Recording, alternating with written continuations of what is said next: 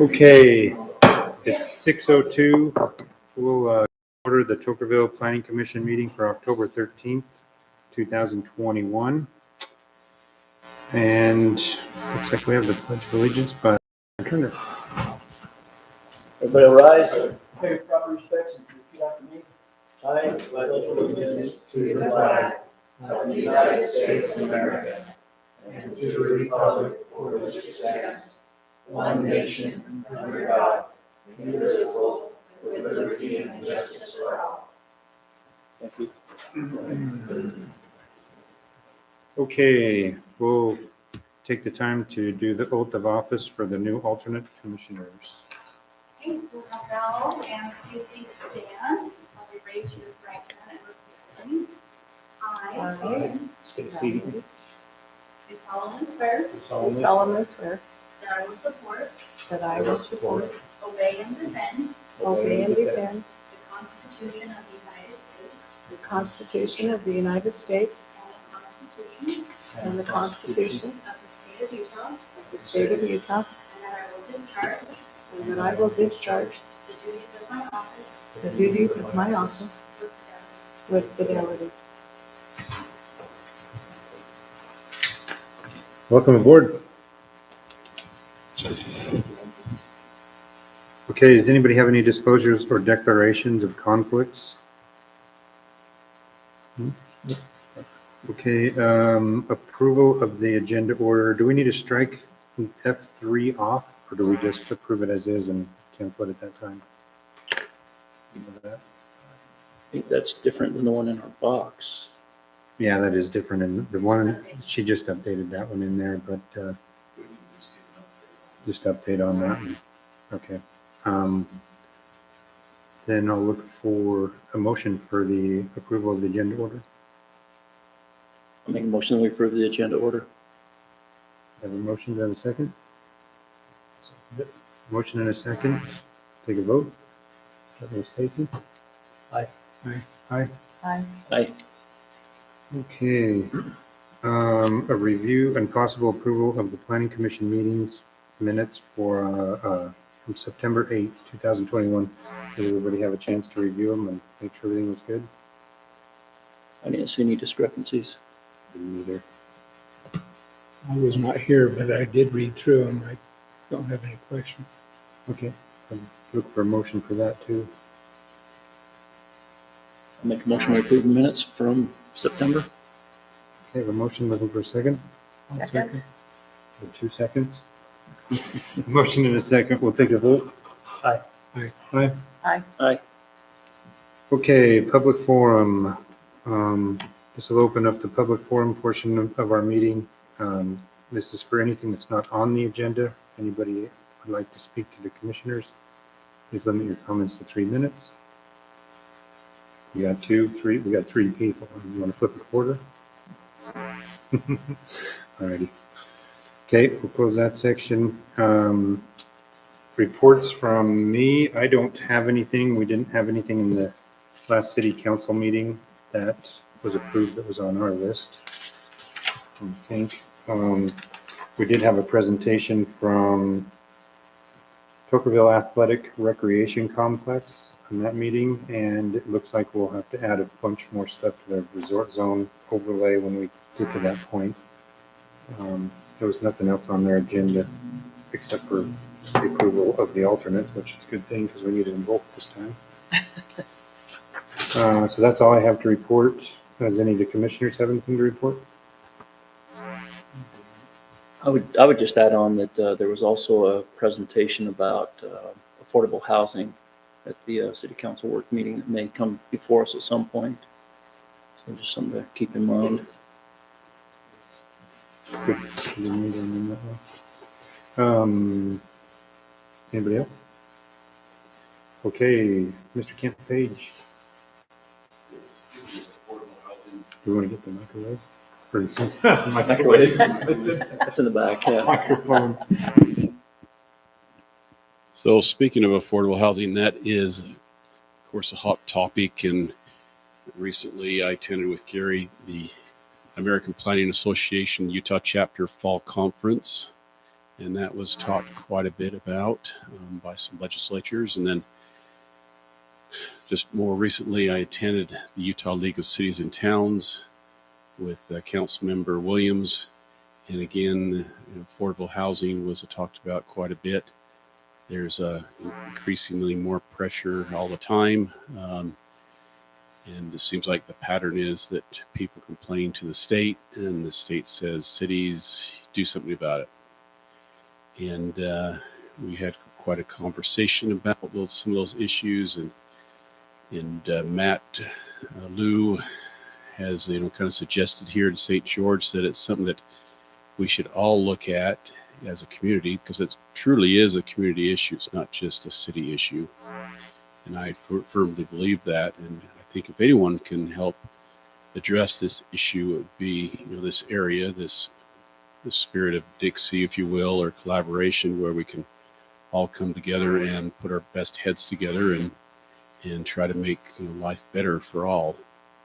In that light, I heard at the Utah League of Cities and Towns that the St. George, the city of St. George is kind of spearheading a group, a coalition, the Housing Action Coalition.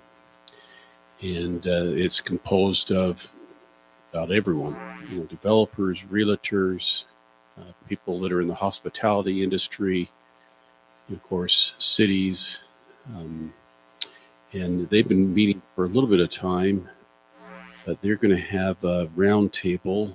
Their next roundtable will be actually on October the 26th. And they've invited me to that, but it's they have some working groups. And I think I forwarded on to you this email I received from Charlene Quell for the city of St. George. And this was forwarded on from Alicia Maldonado with the Housing Action Coalition Community Coordinator. I haven't heard of that before. Anyway, some of the working groups that might be of interest to you, like Resource Pooling Working Group, a Land Trust Working Group, Public Awareness Working Group. Yeah. And so they have, of course, Switchpoint that's involved. They have the school districts that's involved, the State of Utah Trust Lands that's involved.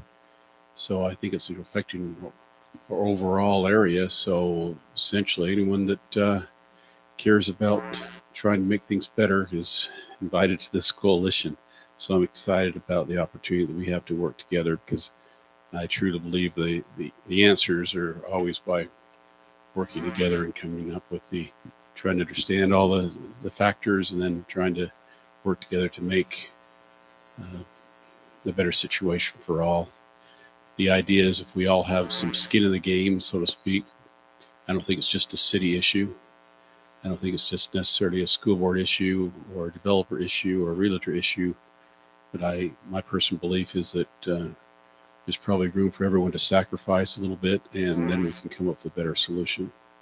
But we can't just leave it to the free market unless we have a sense of responsibility, to make this better. So that's one item. There's also a conference that's coming up that's here in St. George. It's the first time that it's off the Wasatch Front. It's Arrive, it's called, and that's an effort to decrease poverty and increase economic stability. And that's coming up on October 20th and 21st. And it's at the Dixie Center, and here's a flyer if you're interested. I think I forwarded that email on to you as well. And we've talked about our general plan, and I probably believe everyone could agree that our general plan could provide a little more guidance. It's pretty general. So I actually talked with a representative of the company who wrote our general plan, and he agrees it's not written that well. But I forwarded on an email from him. He's with the Rural Community Consultants, So he gives some ideas of maybe some funding opportunities that I haven't looked into great detail, but that could really help us with all the anticipated growth that we have before us. If we had a better general plan that we could refer to and say, yeah, this is really what the public wants, because if the public isn't behind it, it really doesn't matter what ordinances we pass. There won't be the public will to follow. So it's imperative that we include and involve the public as much as we can, because it's ultimately the resident city. See, Joey alluded to that, with the growth that's coming upon us, there's probably a number of areas where we need to look at in detail of what things we want to discourage or really target, of where we want them or where we do not want them. If it be billboards or smoke shops.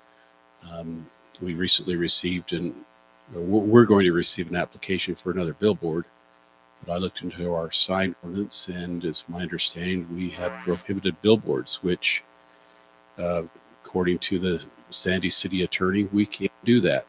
So that's reassuring, because our billboard laws in the state of Utah are very liberal towards the billboard industry compared to other states here in the Western United States. I've heard this challenge given before, but if anyone can really understand the billboard legislation, read through the Utah Code about billboards and see if you can explain it. But that's a real challenge. So I'm hopefully that can hold up if that's the public's will to really prohibit billboards in the city. And I would love to give you an update, maybe next meeting, about some of the training that we received, Utah League of Cities and Towns and the Utah chapter of the American Planning Association. I did attend a session that I thought was rather interesting on ethics, and he gave us a free book. But there's some real world examples of some ethical dilemmas and how people made a determination, and maybe some challenging questions of how we would make those determinations. The instructor was from BYU, and he's a co-author of this book. But he said most people feel like ethics is just a matter of character. His contention is that most people do have good character. They really truly want to do the right thing. The difficulty is when there's a conflict of values. What are the skills we use to resolve those dilemmas, those conflicts and values? Because we naturally want to be nice, and do the right thing and help somebody out. But sometimes we don't look at the big picture of, well, if we're saying yes to somebody, what does that mean to everyone else? So at least in my training, we've been taught to try to treat everybody equally fair or equally unfair and not play favorites. So that's why we have the rules and regulations that we do. So that's my report for right now. Does anybody have any questions for Ken? Okay.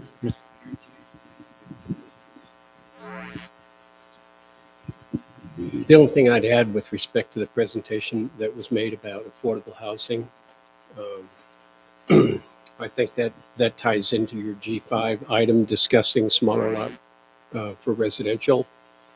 And I believe that Jason Grigla, Commissioner Grigler, submitted a lot of text quotes that were in our general plan that probably need to be looked at when it comes to considering smaller lots, because density issues were a big part of the general plan. So just something to consider as we go along.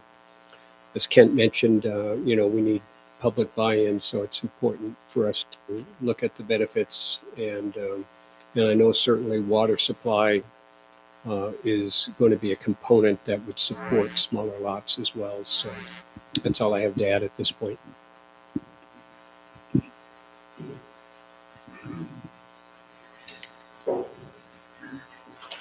Okay. to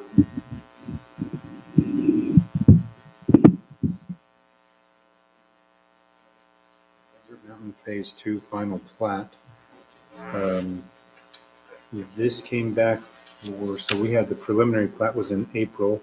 It was approved then, and I think the construction drawings were approved 2 months ago.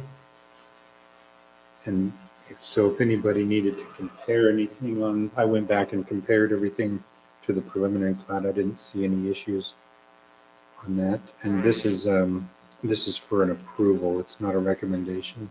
This doesn't go back to city council. This is, okay, So this is just the final. yeah, this is,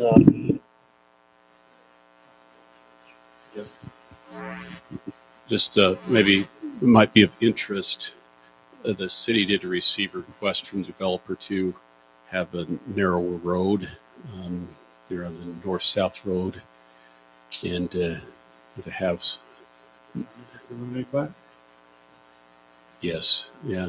And we said no. We want to we need to keep it at our approved standards. So we feel grateful that they complied, because that was our current standard. And, you know, there is that tendency to want to be narrower because of less costs, but then we incur some of the challenges like striping roads later in the future because of inadequate width.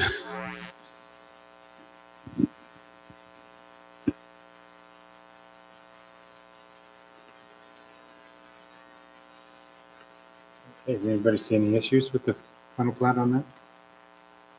Let me just ask where that is, because we're kind of new. So that's it is if you go straight across the street and you go across the bridge, that's that subdivision that's going to tie in there. You actually go the way you access it now is around the city park, Tuckerville City yes. Park, and they're actually you can see them moving the dirt up there now. Mhm. So yeah, so that's the Oh, your old house, church the road, ball which field, is the ball field. Ball field. Yeah, they've got some houses there already. yes, phase one, and this Phase is one. so this is the phase South of two. that, this would be north of where the current houses are. I seem to remember last time, wasn't there lots across on the north side of Old Church? Because this is only showing them on the south side. I think so. Okay. If you pull up the April meeting, it'll have the preliminary plat in there. We can compare it real quick.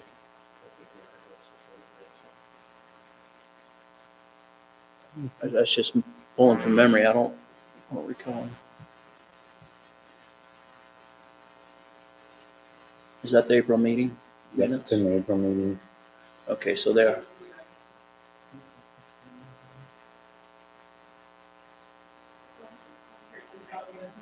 Yeah, so they are all on the south side. All right, I just want to make sure nothing changed. Look at that, and I didn't catch that, but I've been on for. Okay, that was my only concern. Okay. Anybody have any other issues with it? If not, I would look for a motion.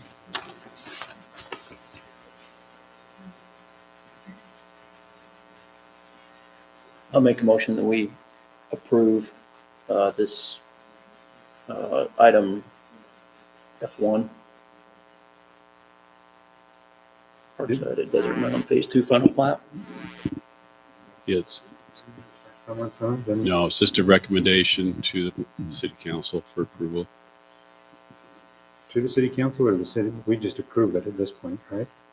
Right. Yeah. Yeah. Right.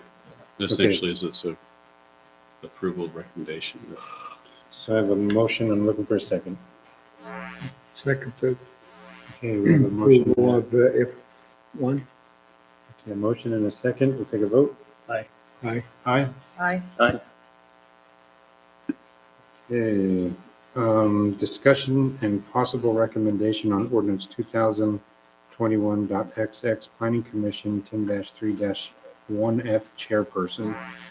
This was asked to be brought forth by Ruth because every year when we make our vote, it is in January, the actual time it's supposed to be switched by that time. So basically what we're trying to do is put it in December. And so we just need to verify that by crossing out first and last will accommodate that. Yeah, we discussed this in January and I think again in February because we have a planning commission chair because previous one left. And I believe, wasn't the pro tem also departing at that time? Well, no, I think what the situation was that it could be possible that both the commissioner and the pro tem left at once and would have a meeting with nobody to chair it. And I think this is the right way to do it. We decided in December while the existing planning commission is still set in sitting, and then there's no doubts come January meeting. Do you think that wording meets? I read through it earlier, and I think that simple one-word change makes all the difference. Well, if anybody doesn't have any issues, then we can probably set that for public next week or next month.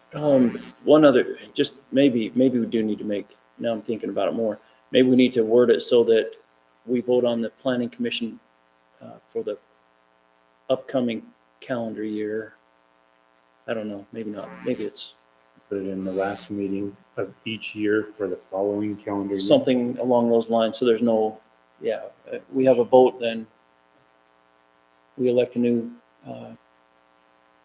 chairman, then technically, I guess they'd be in charge right then, so I think we need to change it to the yeah, exactly. So will you put that in, Ruth, and then we can have that for public comment on the planning commission next public hearing, and then we can move it on to the city council after that. That should be just in time Yep, exactly. Get through for- one for the meeting the next month. to the end. Okay, and then that'll take us to business item number 3, and that has been, the applicant has asked us not to review that, so there's nothing to do Oh. on it. Well, just for information, if I think this could be helpful. There's a copy before you, or there should be. This was just produced by Scott McCall from Sun River. I think it's helpful just to conceptualize, to see what kind of the process is. There's a Pond Hill Road and a Westfield Road extension that has kind of been looked at by the Joint Utility Committee. And they're expecting some comments back from the Joint Utility Committee, and then it will go before our city engineer for review, and then it will be considered as part of development agreements of developing these city roads in the future to be able to access from existing Westfield up to the new bypass road. We're talking, this is for discussion item number 1. Yeah. Maybe I have the wrong draft agenda, but for me, it's actually business item discussion number 3, discussion or on approval of road design and utility placement. So Now we'll finish the business item and then we'll move on to the discussion item number 1, and that is discussion item number 1. But I just wanted to clarify that okay, that's the comments that were being made for the business or the discussion item. yes, Okay. So this is basically just in front of us to know that we have the roads going in. It's still going to go back to joint utility, and it'll have engineering and more comments to come before we move it to the next stage, correct? Or will we move it to a next stage, or is it? it'll know be yet. part of probably some development agreements that will need to be entered into to when the road will be developed and who will be responsible for certain portions. So, but yeah, I could see that could come back to the planning commission for your recommendation, at least let you be aware of developments that are going forward.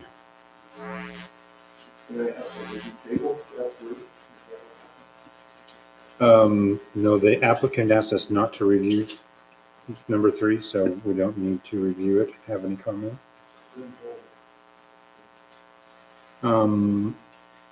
So do we need to discuss anything else on Pond Hill Road, Westville tie-ins?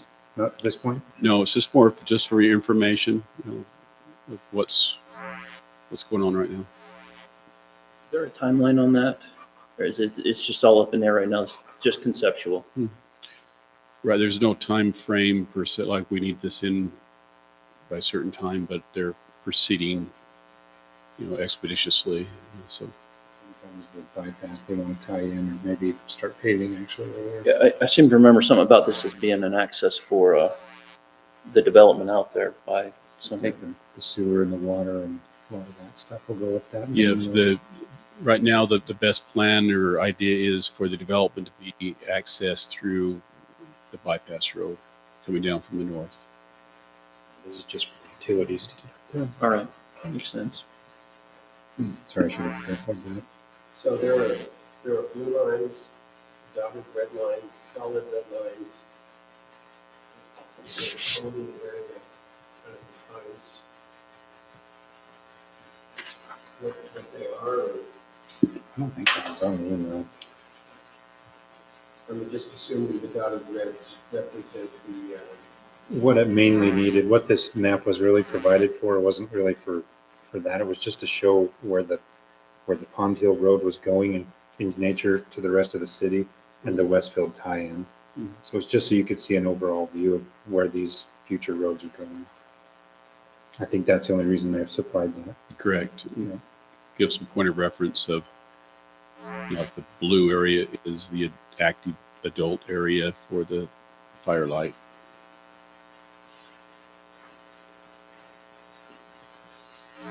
Okay, any other questions on that? Okay, let's move on to discussion item number 2. 10-22 sign regulations. You got any more on that one?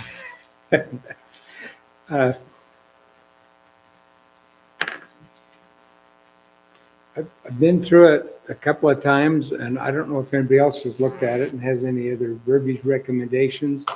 I don't really feel qualified to change any of the verbiage that's in it. One thing that I noticed is not in it that came out of that APA conference. They had a whole session on signs of the times, talking about signage codes, and they talked about a couple of lawsuits that have been decided in situations where people were changing the verbiage on signs. And basically the lawsuit, and I don't think anything in our code addresses that, but it all has to do with content neutral on signs, probably more so billboards, which we really don't want to have, but even on smaller signs, that some of the issues that have come up is that we can determine where they can put a sign and what size it can be and how it's mounted and how it's built, but we really don't have much say on content of signs. The 2 lawsuits that they had addressed, they talked about up at the conference, both determined that cities can't mandate content, with the exception, I mean, we can still mandate that there not be pornographic or inappropriate things on signs, but unless we had an issue like that come up, I don't know how we would address it, but there's not anything in our code about that, about content of signs.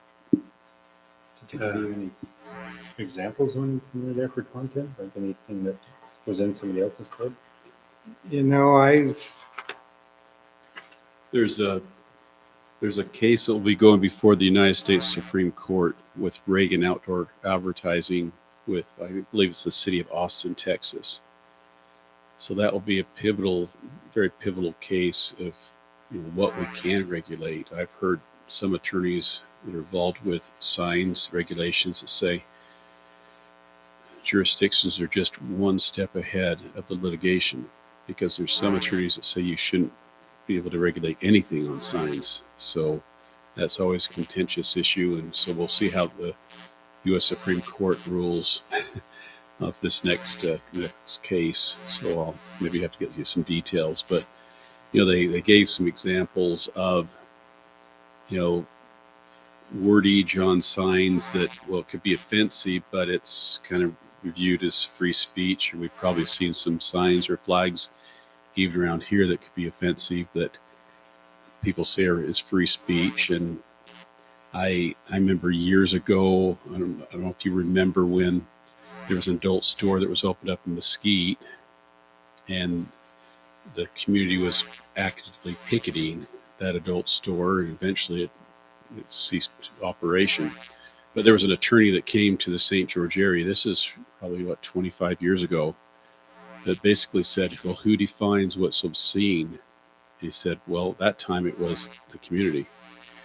If you don't speak up, then make your standard be known, then the lowest common denominator kind of determines what the standard is. So that's why it's so important for us to be actively involved in voicing our opinions and not remaining silent of what the community standard should be. So it'll be interesting to see how the Supreme Court addresses this issue with the billboard. I guess one other thought that came up is Kent and I were talking about this. Our code prohibits billboards, and yet Tokerville has some billboards. So, that was before my time, but that's something else we gotta. Yeah, but my understanding is those billboards came into play before we had that regulation. I think we were working on it at the time, but the application came in before we decided to address it. That's such as right now we have kind of a moratorium on roads in the Anderson Junction area, because we want roads to be a certain way, but if we receive some type of application from a property owner about a road and we don't are actively working to address those road issues, then their application comes in and has to be accepted. But we're working with adopting a revised master plan for that Anderson Junction area, but you only have 6 months to do it. The important thing, if you see something that's of concern, we need to put it on the agenda as soon as possible to address it. Then we have 6 months to make a change. Otherwise, if an application comes in before we have any notice that we're addressing it, then that application is subject to what we already have on the books. And another issue that I'm not sure how we as a planning commission can address it, but there are some confusing issues in the code, but I don't really know what they are or the best way to approach that. Right now, we don't have, and I guess that's the reason we need to approach it, because right now we don't have any signage.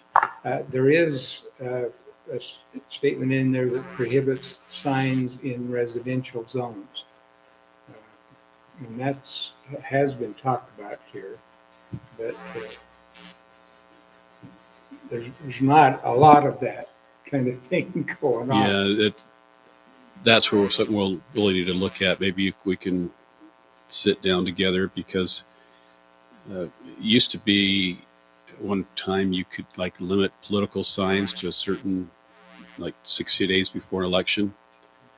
But the courts have basically ruled that's an infringement upon the freedom of speech, particularly with political signs. So almost with political signs, you could have them up anywhere all year round. That seems to be the case today with political signs. Just a couple comments on the residential. I think everybody knows where that one came from. The limit it to where it can't be a commercial name, and residential has to be the property owner's name, not the business name. The only exception to that right now is the nightly rentals. The main reason I wanted to go into that is there's been so much change in the types of signs since that ordinance was drafted.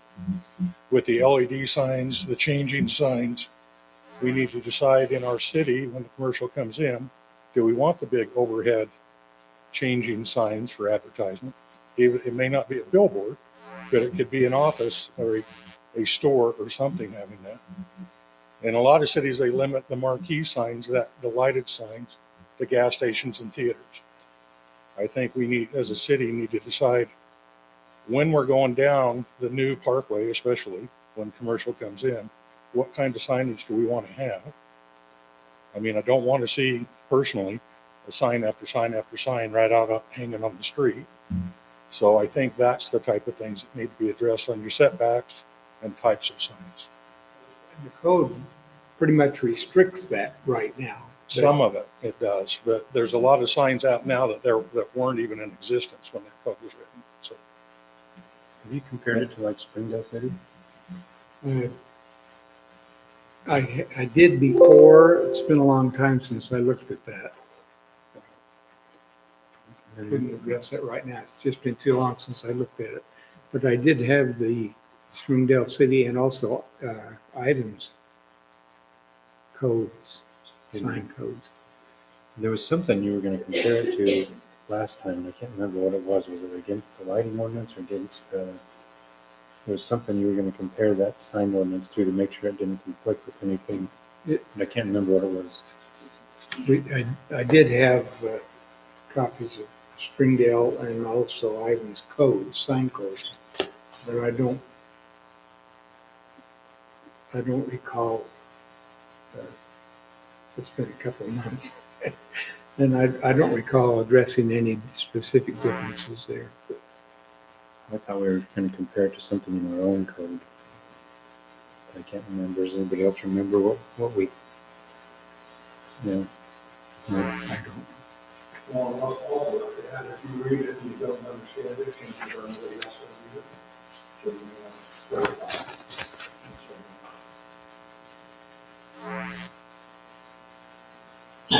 Okay. So do you want to keep working on a little bit of it, or Well, I'm you not want to sure. maybe meet with Kent and see if we can get some guidance on You might. some of it? I do need to meet with Kent, and maybe we can decide if there is something we need to address right now. It is going to come up with more commercial projects. Let's I'll meet with Kent. meet with Kent and see if we can make a path forward with it. Okay. Does anybody else have any comments on that? Okay, that'll take us to the next item, which is the future zone or resort zone overlay. And Commissioner Gregula is not here, so I'm going to try to get some path forward for this. So if Ruth, if you can open that resort zone, or the very last one in the thing. So I went through this resort zone in pretty good detail and compared it to a few places in our code, and I think this is a really, really good base to start with. But I think we need to make the list of items inside of this the overlay portion a little bit more solid. So, I mean, when I say the list of things, maybe like Firelight could give us a list of everything that they could possibly think of, and then I asked Kent to reach out to the ARC subdivision, or not subdivision, the rec area, and see if they can get us a list of things that they'll have in there, like the ones possibly has a wave pool, and so we can identify all these things that we can or don't want in the resort zone overlay, and make sure that we have a good solid list so we don't have to amend it in 6 months when the next project comes in. In our Dropbox, Jason also put in there, it says general plan concerns. And what he did is he went into the general plan and he highlighted and took out the text that he thinks affects the resort zone. And So if it creates a problem against it or anything like that, so it might be that we have to amend both of them at the same time to make the resort zone work. So what I would like everybody to do, because this is going to be a little bit bigger project, is if everybody can get at least really familiar with that resort zone overlay, the last one that's in our thing, in our SharePoint, and then also look at the comments that he has on the general plan concerns. And next meeting, when he's here too, and we'll hopefully have a little bit more solid resort zone overlay to bring, so that maybe we can get that moved onto more like a draft format for the city. So if everybody can really look at that a little closer and have lots more comments that we can make on it, then I think that'll help everybody out. This is something no one's done here, so it's kind of gray water, gray area. Does anybody else have any questions about that? Is it okay to even share the drafts with maybe us so that we can also help, address the content and some of the things that we're thinking of? Just trying to make sure that, we understand what the city wants with your general plan, with what we're potentially looking at when we go into the resort, and make sure that we kind of stay in line, for lack of any word, as far as developers. I don't know, just suggesting maybe.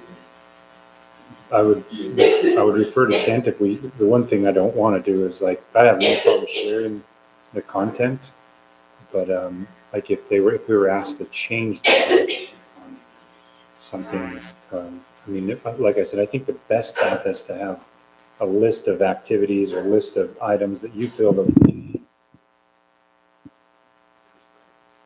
just to have a rough draft, you're going to need that draft to know what the list should look like too. So as long as we're not making it, but I would have to refer. I guess we just try to see if there's ways like communicate with I totally agree with that. Developer, they're not the city, but they're part of the city, where a property owner is part of the city. So I welcome as much input as we can, because I think that's how we have the best documents or ordinances for everyone. For the most part, I'll be probably not looking at it, so I'll obviously look at it on a bigger scale. And so as you have, in my past, we've had developers look at certain things that get skewed, and knowing what the city, I think, what the city's after, and what we want to the field to look like. As far as the uniqueness, we don't want to be the uniqueness. We want this to be totally. That's kind of what that has features and amenities. So we feel the same way, because if we do that, then we feel that the development, any development coming in with this type of criteria will be a success. So that's kind of where I believe in our is not trying to, slam whatever ideas we have down this thing. But again, at the end of the day, we'll contribute, and again, staff, commissioners, council members can always just take out what they feel. Yeah. And that's kind of what we do anyway. We try to make sure we have a nice, good. Just a comment, although I love Matt. Handing a draft copy to a developer for comment before it goes to the public comment, I would have a real problem with.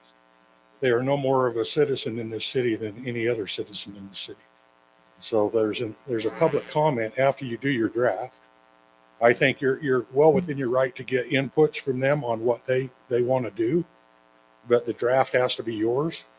And there's a public comment time where all of the public, including the developer, can make comment. Okay. Thank you. So if we can all do some extra homework on that one for next meeting, I think that's what we're going to try to focus in on more of the discussion time next meeting. Does anybody else have any more questions about that? Okay, that'll take us to discussion item number 4, discussion and amendment to ERU calculations for MPDO ordinance 1015C-6 density. So Ruth, if you can pull that one up. I took the table that I sent everybody and I took another document that I was in possession of. I don't know where I put it. And I combined the two documents to kind of make what we have here. And so this is actually in a draft format. But the main thing I want to really look at, I mean, we need to look at the verbiage right there. I'm not a wordsmith, so most of that verbiage is out of another code. But the one thing I want everybody to be comfortable with is the ERU numbers. So if we can just start at that residential one, and a detached single-family home shall be 1 ERU per dwelling regardless the size of the home. That one's pretty straightforward. I think that one has to remain the same. I think we can change that one. And then, let me just pull this up.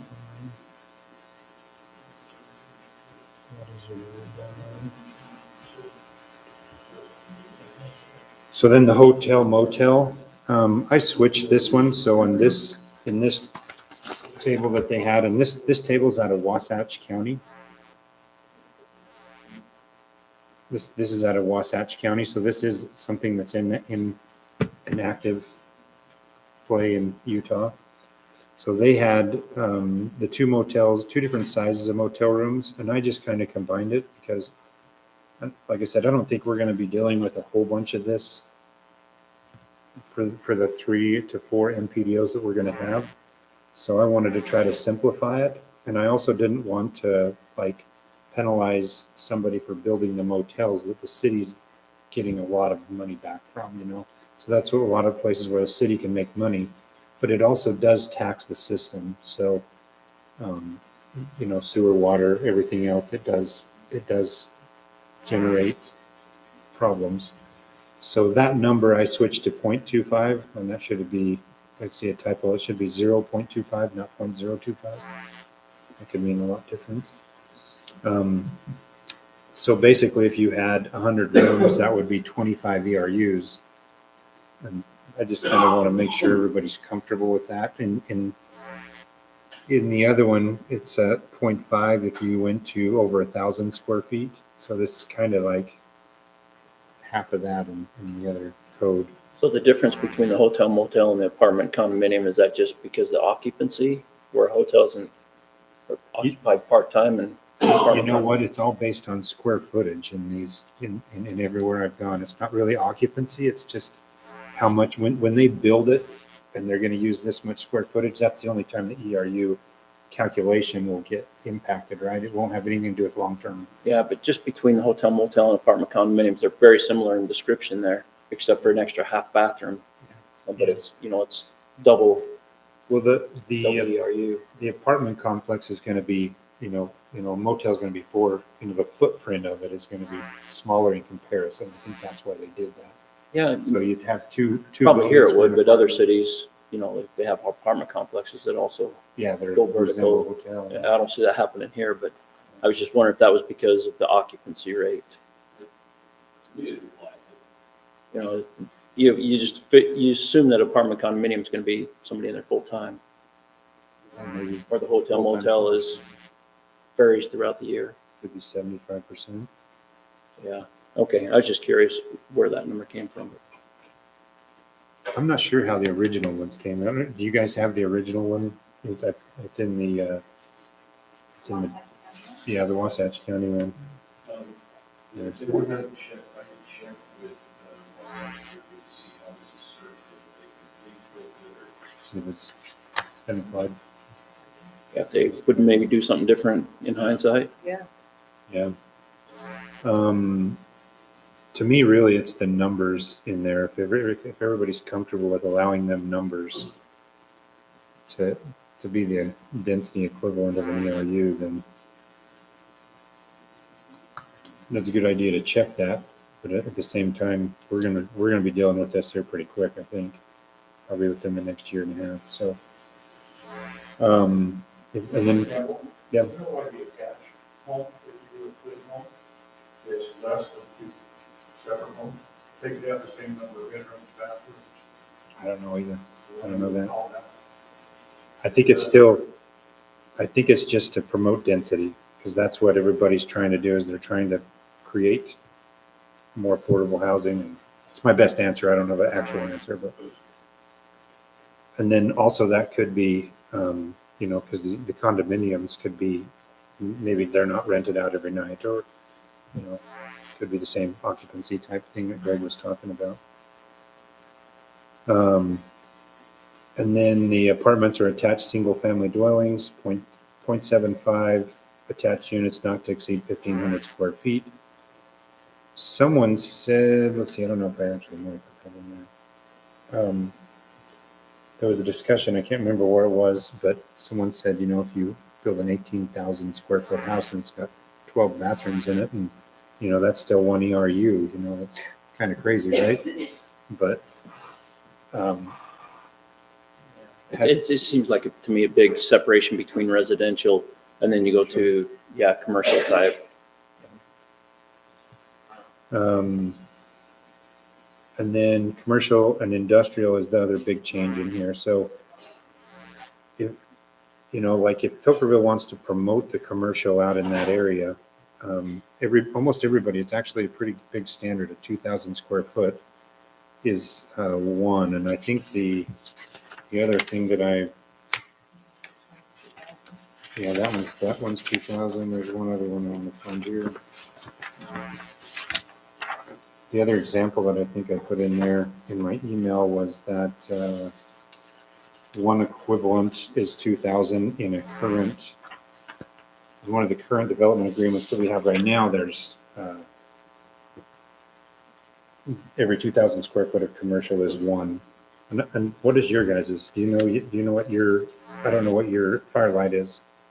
I think For we should commercial? follow suit with Token Ridge and follow that same 2,000. I mean, your current agreement, do you remember what it is for commercials, just commercial space? No, it's just acres. It's just acres? Oh, okay. So that's not in there.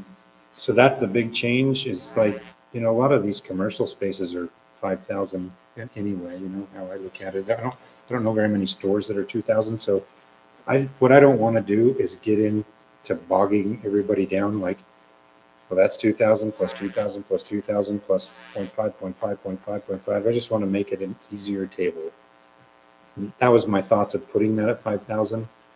And I put in that stipulation that once it exceeds one set of bathroom, then it would basically add another 0.5 ERU, so that you weren't, like if you had a Walmart or something like that, usually that'd be a different thing. But maybe we should add something in there for bigger stores like that too. So that's what I wanted to talk about on that. I would like to see us get somewhere down the line on this draft format and then move it along. But I do see that one typo that we need to fix in there.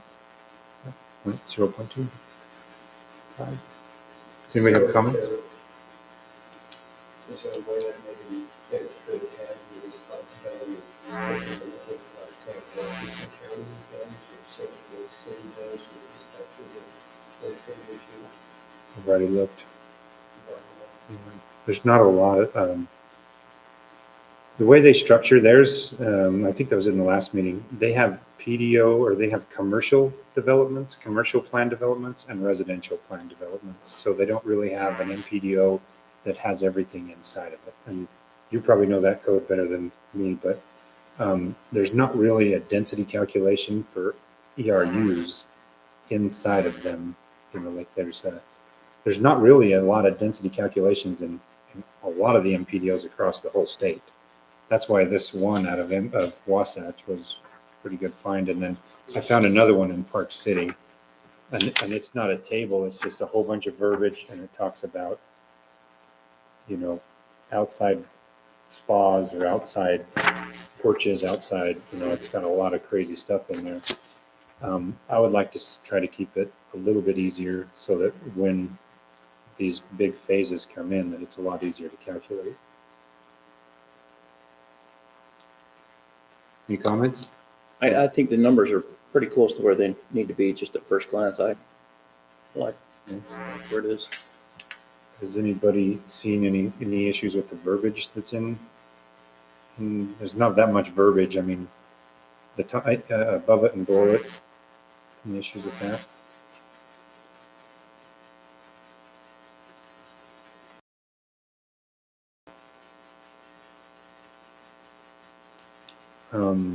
If Kent tells us, or maybe we can contact Wasatch and see if that, and the one we want to make sure we're looking at is this draft one. So this is what we're going to put in our code. This is the one we want to make sure we're looking at right now. So we could fix them other little mistakes, and we can send it to Attorney Snow and see if he can see if there's any issues with it, and then maybe have another draft form and a public comment next month if everybody feels like it's ready to go that far. Just out of clarity, so say it says attached units not to exceed 1,500 square feet and not exceed 2 bathrooms. So if it was 1,600 square feet, would that be double the ERU? You have to add another one. Okay. All right. Another 0.75. All right. Just want to make sure I was reading that correct. Well, so on the commercial one, like I said, the commercial one, 5,000 and then 0.5. So that's a kind of a big drop. It's a big increase in square footage and a almost a full or half the ERU drop in the base density compared to what other people are doing. So that's really my concerns, is if we're hitting them numbers right, but I want to make sure that we're not. I know we're going to need commercial out there, so I want to make sure we're using the best numbers. It's something kind of weird to visualize 4 miles of commercial property, how many square foot is considered 4 miles, and how many residential homes that's going to disqualify to get out of it from having. A Walmart, for instance, would be 100,000 square foot. That would probably eliminate 10 homes and 5,000, maybe 100,000, 20 times 25. That would be 10 residential homes that Walmart would impact. And how many more those, and then just wonder how many residential homes are going to be split out if you have a 4.5-mile zone for commercial. I can't visualize that right now. That's just something to take into consideration. I don't know if we want to have a big box in there. Too big for the design of life industrial. Well, you're going to have probably at least a commercial or a grocery store that's going to resemble that big box, parking lots, and I'm guessing I can't imagine it's not having a grocery store. Yeah, I guess that's the question. So- How big is big, but just if you vision multiple areas, that lends itself to a smaller commercial size. And you want the parkway to really be an advantage for people to take the parkway instead of through Bergen. I don't think anyone wants to have the next Bangor highway speed up the stop, because at times on the parkway have to feed the whole purpose of guiding people to come through here. So there's a balance there of being able to access the parkway with surrounding areas, but still have it be, a parkway that flows Right. Stoplights. Yeah. Yeah. And the whole idea is just to move the traffic through the area. So we probably look at our zone, what sizes of push are, and how much traffic we going to encourage. Question. Well, you're looking at possibly 5,000 homes up there. These people are passing through, they're living in town, you're looking at probably 3,000 less stepping stone for the zoning, basically. There is no passing through their standing with so there's a lot of people that's going to be in bypass for restaurants. Well, we could do a simple calculation with Matt's help. How many rooftops you think, how many single ERUs you think you're gonna come up with? Do you know that yet?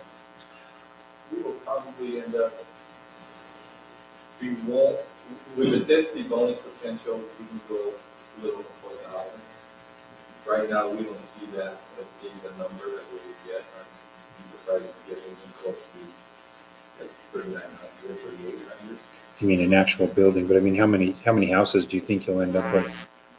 Homes, Yeah, probably like at 1,200 in our first area, which is 319 acres. And then homes right, I would be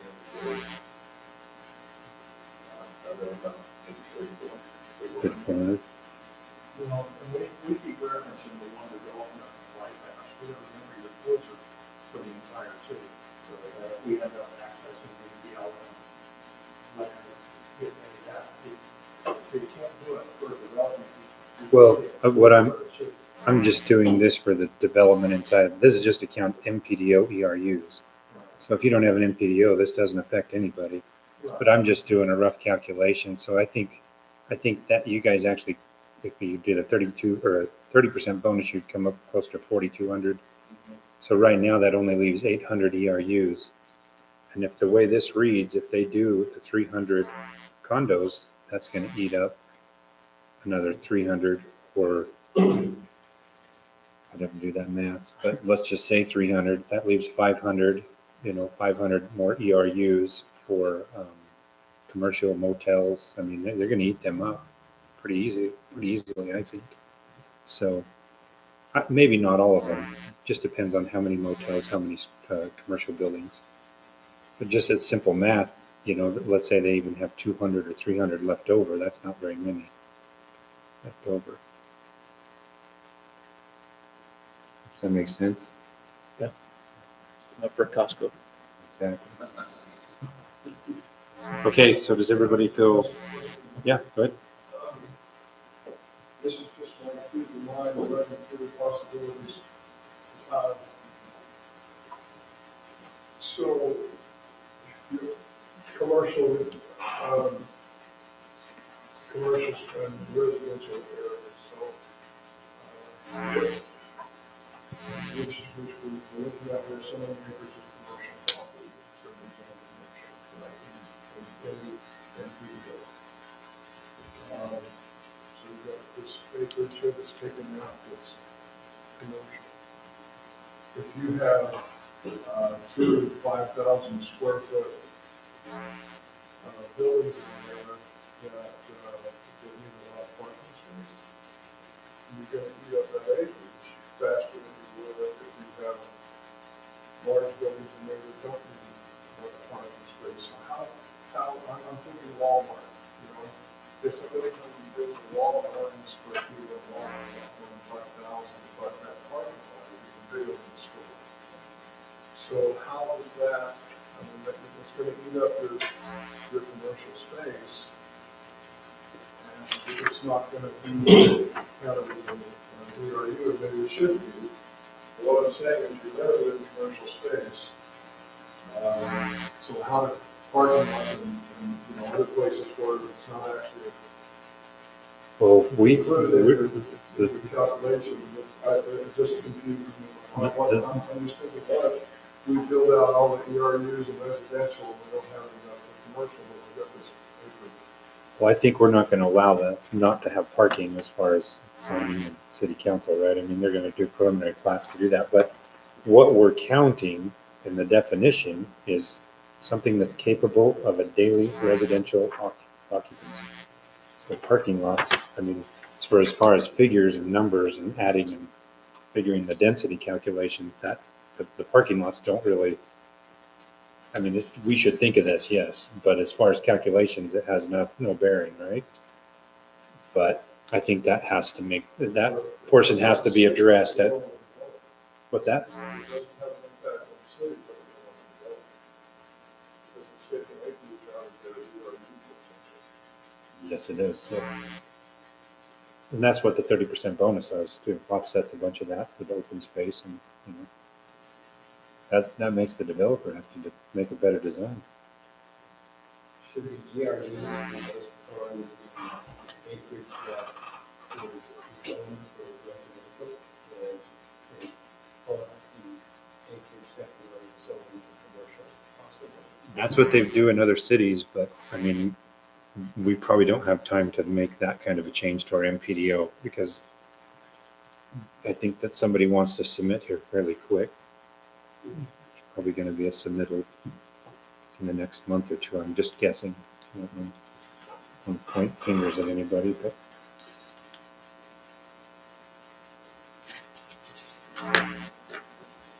Does anybody have any more questions about that? Should we have it over, move it over to the attorney to take a peek at? Yeah, seems to be the logical next step. Let me check with Wasatch to see how this is going. Yeah.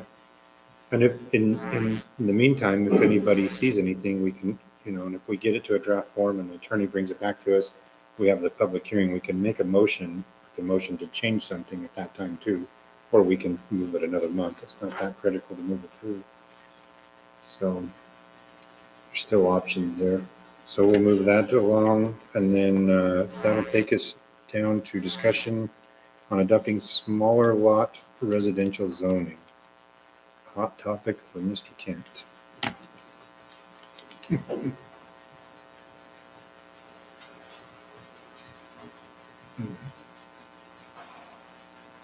Pretty recently,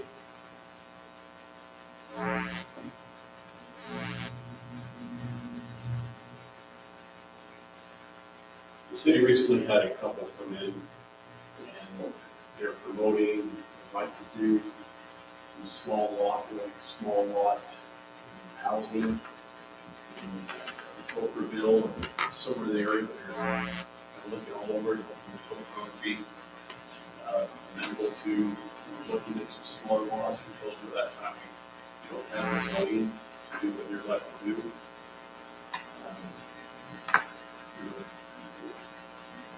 It's not just density, but it's design. Density is an element of design.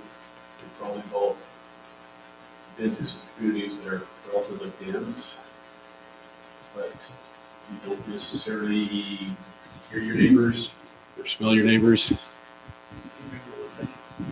Acreage, I can't remember what the acreage was when they, 12 units per 12 units, 12 to 13 units per acre is what they were looking to get. Yeah. So we said, well, this would need to be discussion that we'd like to have as a community, and start with the planning commission. The mayor and the city council would like us to have this discussion as well. There's definitely some interest in having some smaller lot zoning in Tokerville. So we would like everyone to be thinking, well, where and how much and how small or how big. But I think it would be a great opportunity to brainstorm together of what are your thoughts or feelings. And it's an effort to, have more affordable housing. And, it's kind of human nature of not really wanting affordable housing until you have children or grandchildren, or until you're ready to retire. Then you don't want to take care of your big lot anymore. And so that seems to be the trend. I had a very interesting discussion with he's actually an electrician here in Hurricane, and he had served as a police officer down in Henderson, Nevada for quite a few years. So I was talking to him about, affordable housing and density. And he just mentioned from his experience that, at least in the Henderson area, everybody knew where the Section 8 housing was. And in his mind, a good community was, well, if you want to live in a certain neighborhood, then you get a good job and you make yourself better. And I can see that point of view. But I think there's a balance there. I think that's what land use planning really is a balance, trying to find, well, what is, reasonable, because it doesn't seem very reasonable when you have children, grandchildren that can't find a place to live, or you're ready to retire and you want to cash in on your large farm. And so density is, an element, but it's part of the overall design. But we have these rules and regulations because it's a lot easier to count than it is to quantify of, what being a good neighbor is. I've mentioned to some people that there was like a dog kennel one place where I worked, and I wouldn't have minded living right next to it because the managers were so meticulous. There's no flies, no odors. But it's not so much what you do, but how you do it. But how do you quantify that? So that's why we have the numbers that we do, because we can quantify one. We can't qualify, well, you're a good neighbor.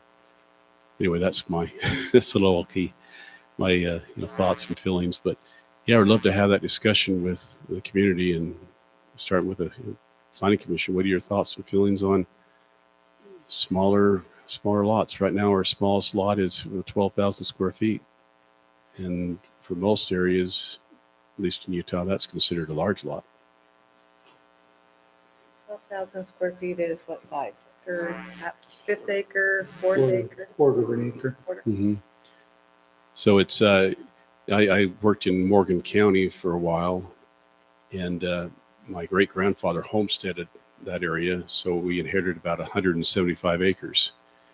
And I thought, well, that's pretty good development potential. And it was, right off of the main road. But they were so apprehensive about becoming another Park City that with that 175 acres, we were entitled to one dwelling. They were that fearful of it. So anyway, I think that if you look around, I think there's some high density areas that actually look really cool. One in particular is like the downtown area, kind of by the library. I think it's the library there. There's them. I think they're 4-story buildings, and you can hardly even see them. I don't know how they did that. That was done right. It's a city view project. What helped there was there's some topography that helped from St. George Boulevard to Tempe. There's a drop, in elevation, so you could hide some of that storage, 4 stories. Again, that was just a city view project that we kind of worked on, and took us a lot of years to get that done. And then there's Jewel Plaza that's kind of down a ways towards Bluff Street. That's a big one. It still is massive. Yeah. But it's interesting how the courthouse and all the trees and everything else around it. It blended in. Like you're the same breath, I'm not sure if that's something we want to do here. Yeah, I don't either. So I'm just talking out loud. There's also a new housing development right on the boulevard across from Ancestor Square that I think ruins the boulevard. It doesn't fit. It's new. It doesn't fit with the flow of the city. And so we don't want to do something like that, right? I mean, to get 12 residents in an acre, that's a lot. Did you have something, Anita? The project, and I'll just talk loud enough if you don't want to give me a mic, but the project that you brought was standalone homes. They weren't twin homes, they weren't fourplexes, they weren't the common wall buildings, they were individual homes, and the math just does not, even if you have the setbacks of 10 feet on the sides, 25 feet back, and 5 to 10 feet from the rear, it just doesn't, the math just doesn't work for what they wanted to do. Plus, what they're looking at is to put young families in it, yet they have no yard for those kids to play in, no common area, and they were being able to do that with more narrow of a street, because he said, well, you'd have parking on one side of the street and traffic on the other side of the street. That just doesn't flow with young lives. I think we all agree on that. Yeah, I've had children living down in Apache Junction, and the lots are so small, like Anita says, 5 feet on the sides, and maybe 10 feet in your back. And then when your teenager decides to get a car, there is no parking. When we go visit, we have to park a half a block away.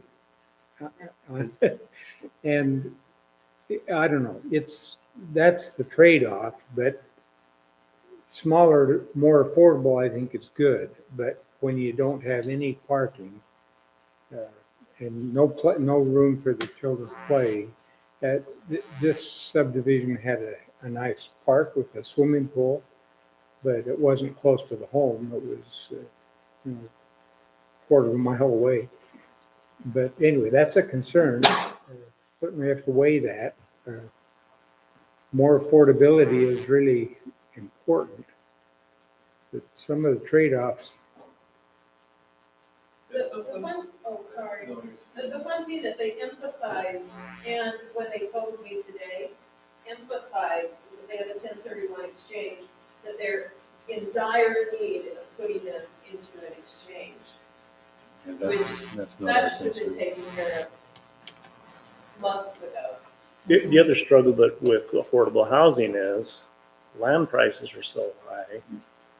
How do you do that? You know, like, since we're talking about this particular group, they're looking $20,000 an acre for what their budget is. That's impossible, not in Tocqueville. So, I don't know what we can do, what the city can do to try, because we certainly need affordable housing. There's no question. We have kids that want to move here. They can't afford to move here. You know, I don't know what the answer is, but not only is the lot size, I'm thinking you have to go up to get the price down.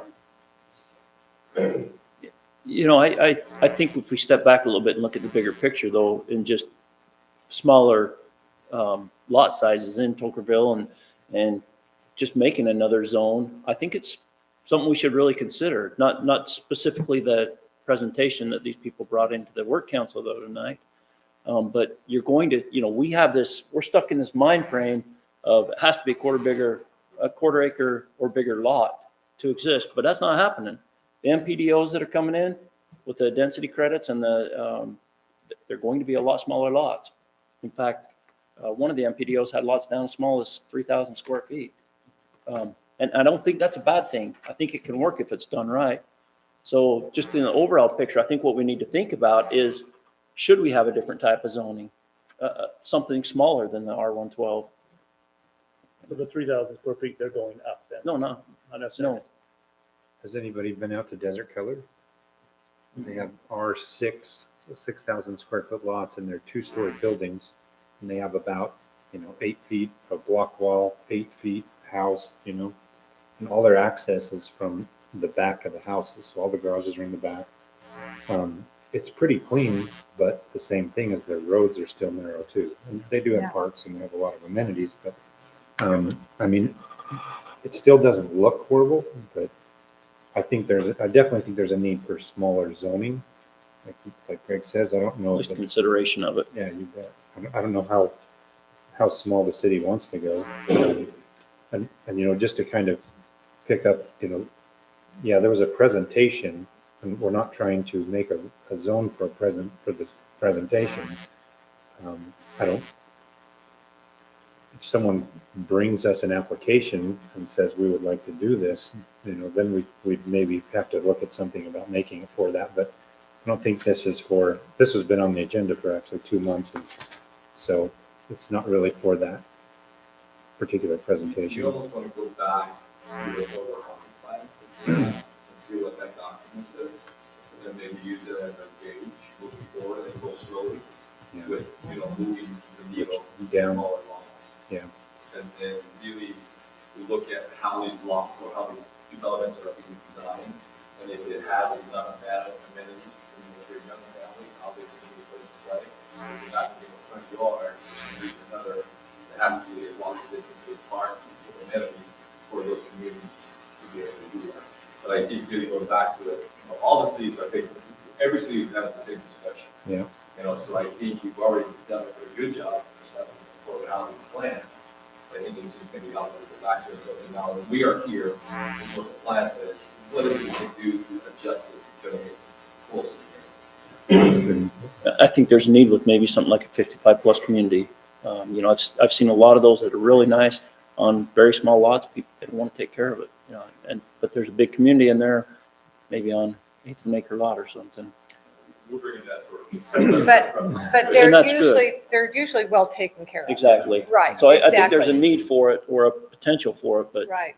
But we don't want to have something where you have a lot of people. I mean, there was a street where I came from that was government duplexes. And that, I was really excited, President. I spent all my time on that road, you know, and you didn't want to go down there after dark. So we got to be careful what we do. The other thing to really think about in Tokerville is, that's not a little bit, is we're probably gonna have 3 MPDOs. They're gonna have apartments, they're gonna have, and they can basically present the density to us, and if we like it, then, you know, then we don't even have to do the zone change from what I'm told, right?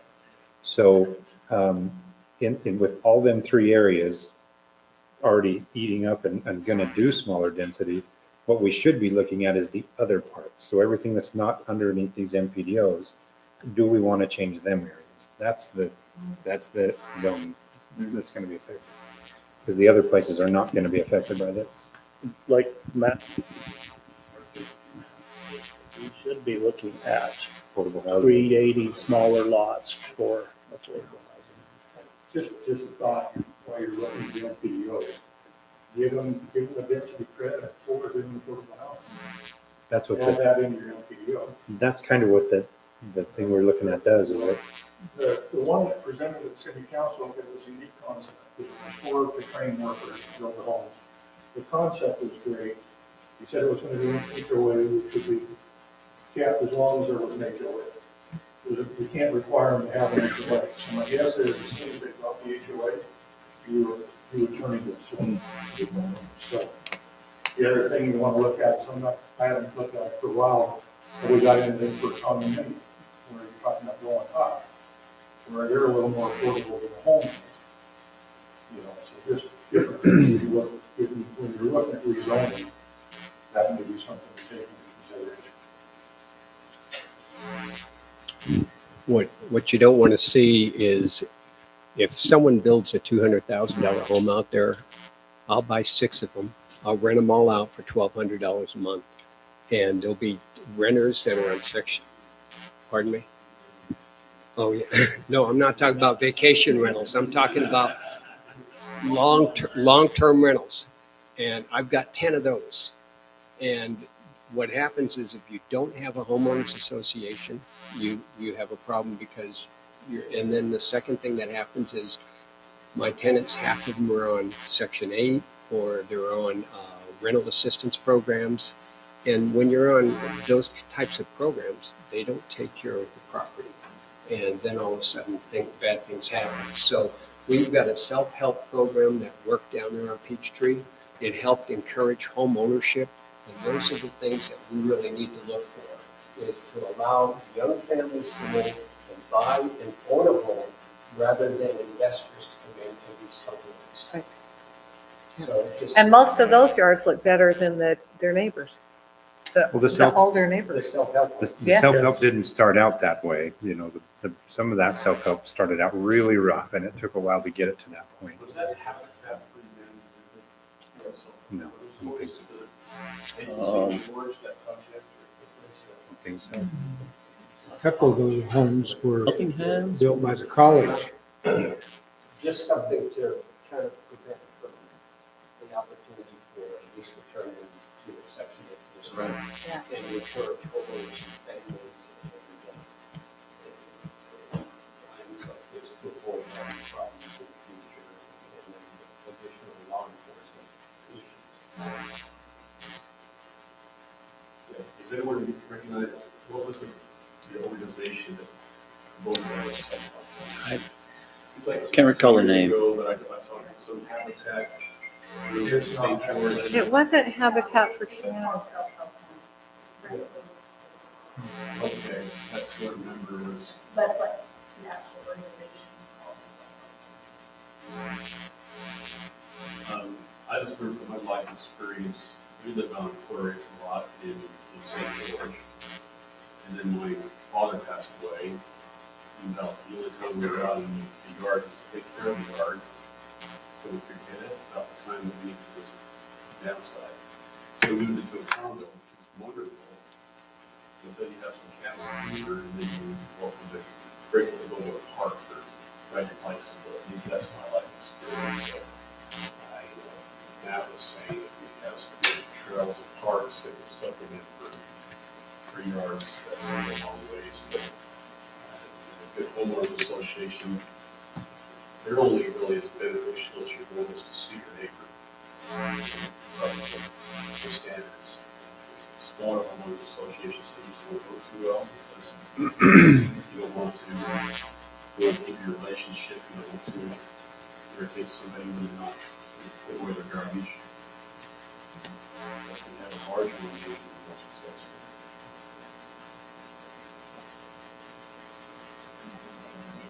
You bet. Notice when he did his presentation for the city council, one of the things that he was saying that was gonna alleviate a lot of the concerns about turning into some sort of landlocked ghetto, is that he was gonna stay in the first position for 5 years. But then the next thing that he was saying is that he was gonna require them to be financing eligible. Tokerville right now is eligible for rural development. You can get a USDA loan here for 0 down payment, so people could get finance for those. But his plan to stay in the first position for 5 years to guarantee that the HOA will stay in place for 5 years and that it's not going to be this ghetto that he's talking about. A bank isn't going to stay in second position to let him stay in the first. If they're going to loan money to get those people into his homes and own them, he's not going to be able, the bank's not going to let him stay in the first position for 5 years. So if he comes up with some other way maybe to keep that HOA in place to guarantee that it's not going to be like that. But the guarantee that he was making to city council that he will stay in the first position. Okay. The government USDA loan isn't going to let him stay, FHA isn't going to let him stay the first year as a beginning. But they're in the first position, right? That's how things work. So unless he is going to be unless he is going to be financing those loans for every single person, but what he said in his presentation is he would require them to qualify for loan, right? So to do that, he can't guarantee that he will keep that because he's going to just, if they can't get a bill, they'll take it back over. He won't be the one taking it over, right? It will be government. So that's one thing that I noticed that he was talking about. That's a good point. I don't think we can do this temporary one time. No way. No. That's it right Yeah, that's not our obligation either. Yeah. And like I said, I really think we should look at the area outside of the MPDOs because that's the area that's going to be affected the most. So that's what we should really have in mind. So you, like, someone has a 5-acre lot and they want to develop and put low-income housing, is that kind of what you're thinking? Yeah, Anything anything outside. infilling of the bigger lots Yeah. or parcels? Like, there's some places on Westfield that could Right. be that. And, yeah, there's not really that much land, maybe in between the freeway, there might be a couple areas, but Sunset, there's several of those empty lot, yeah. So, I'm kind of, where we live right now is a neighborhood that's probably more diverse than anywhere else I've lived in downtown Salt Lake, suburban 211. But, where I live now, we have rich, we have young, we have young, we have old, we have people who've been there for 2 weeks, there are people who've been there for 40 years, same neighborhood. And I think it's a pretty good mix. That's what I try to have, developers come, because there's a tendency to say, well, we'll have our affordable housing all over here. And where do the kids play? Where are the single single mom with all these kids, or single dads with all the kids, where do they play?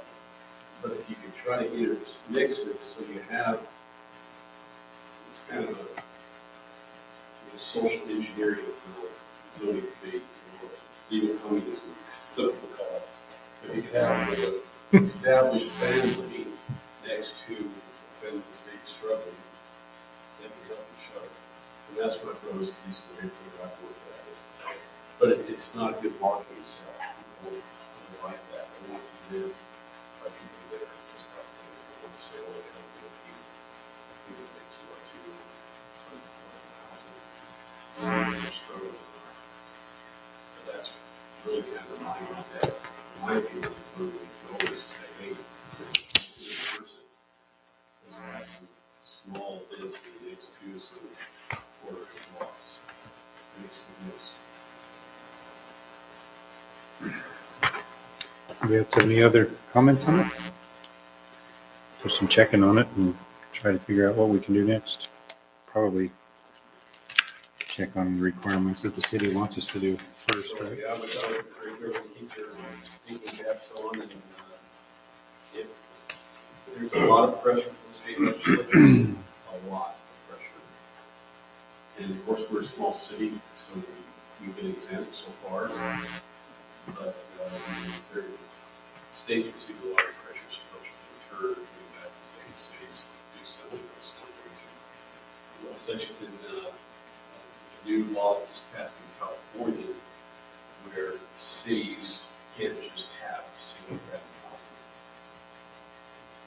That's why we don't live in California. We can't have gas-powered lawnmowers either. But, Yeah. Saw but that. there's some we had one of the state senators who said, hey, what was an idea in California 20, 15 years ago seems to come here. And he was very stern about saying, hey, we got to be serious about affordable housing, or anyway, no threats, but there's a lot of pressure on the cities. But we are doing some. Matt's development is going to bring some in, right? Is there a requirement on how much we have to have? It'll probably bring in higher density, but I don't know if it'll bring in affordable, right? There's not a requirement per se, but there is a requirement for cities of certain sizes to have affordable housing plan, and they need to show really active good faith that they're not just saying we want affordable housing, but how they're going to have affordable housing.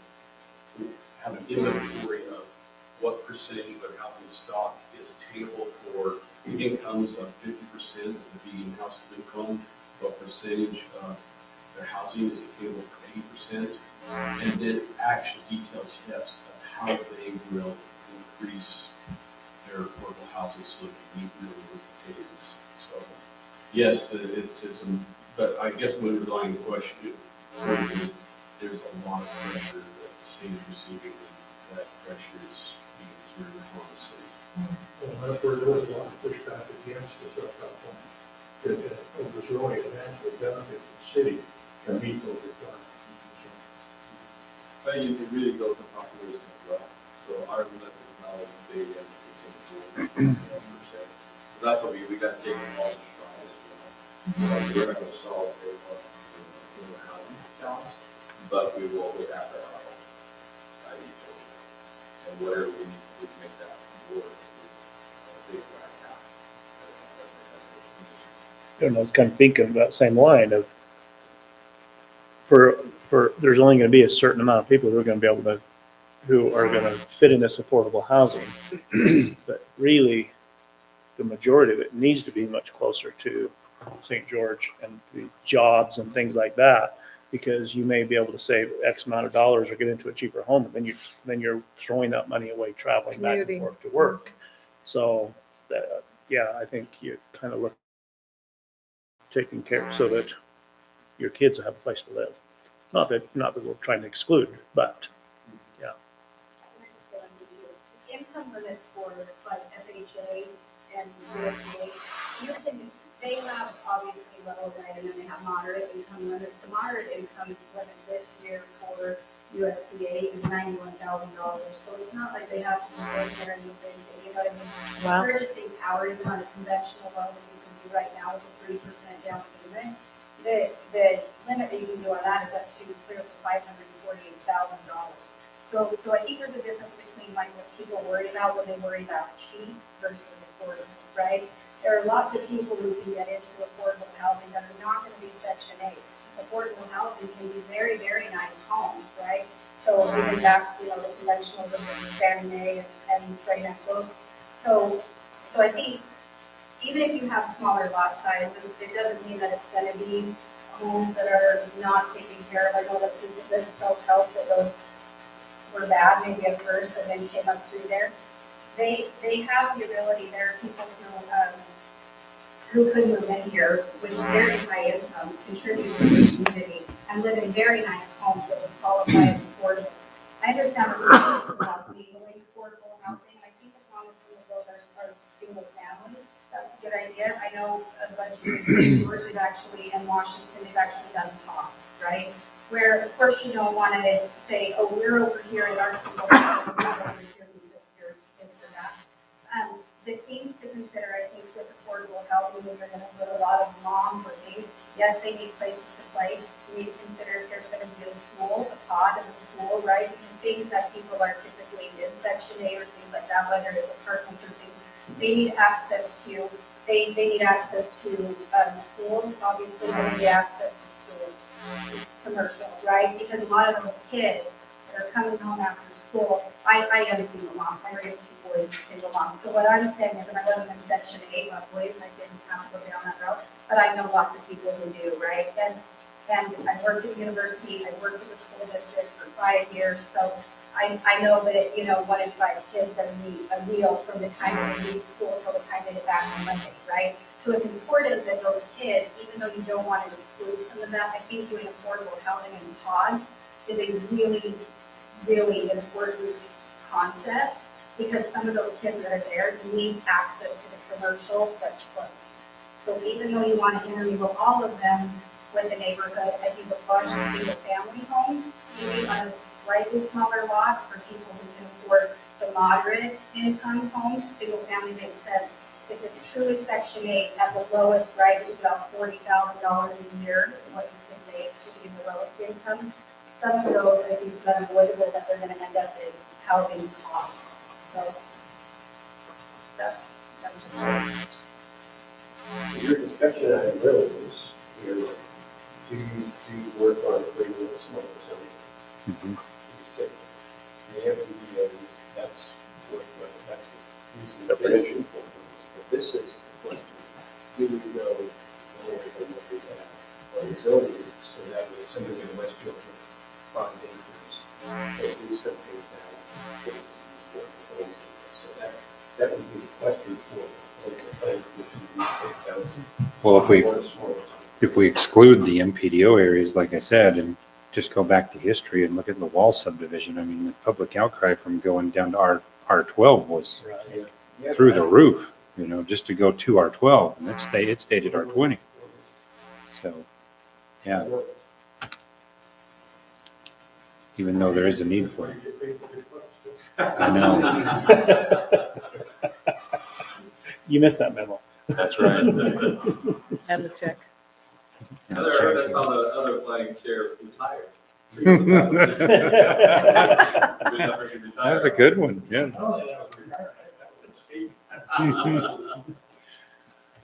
All right, any other comments? Okay, that'll bring us to adjourn. I'd take a motion to adjourn. Should adjourn. Have a I'll motion? second that. Motion and a second. Take a vote. Aye. Aye. Aye. Good deal. The meeting is adjourned at 7:41. 7:40. Oh.